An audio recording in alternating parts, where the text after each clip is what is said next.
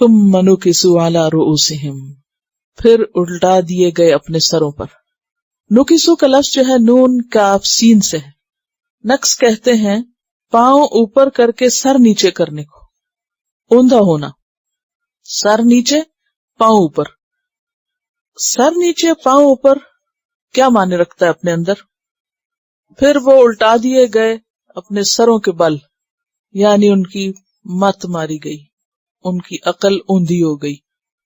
کیونکہ اللہ نے ہمیں کس طرح بنایا ہے کہ پاؤں نیچے ہیں ہمارے اور سر اوپر ہے، جو جسم کا اعلیٰ ترین حصہ ہے.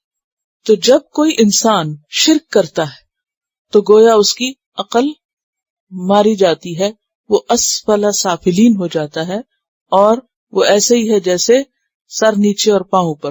یہ عام ہمارے ہاں بھی استعمال ہوتا ہے نا محاورہ، عقل ٹخنوں میں چلی گئی. جی یہ بھی ہوتا ہے، یعنی کہ بالکل ہی عقل سے گئے گزرے ہو. یا کہتے ہیں کہ عقل سے پیدل ہے. اس کا کیا مطلب ہے؟ یعنی مت ماری گئی ہے.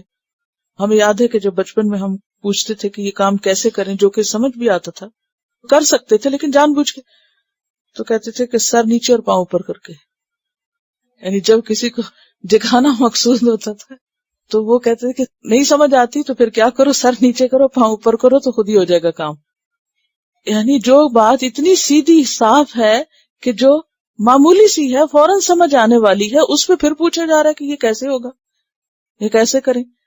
تو انہیں سمجھ آ گئی بات، لیکن پھر ان کی عقل پلٹ گئی اور لاجواب ہو کے پھر واپس اسی حال میں پلٹ گئے، کفر کی طرف لوٹ گئے، یعنی اسفل سافلین ہو گئے. ثم نکسوا علی رؤوسہم لقد علمت ما ہؤلاء ینطقون، کہنے لگے البتہ تحقیق تم جانتے ہو کہ یہ سب بولتے نہیں ہیں.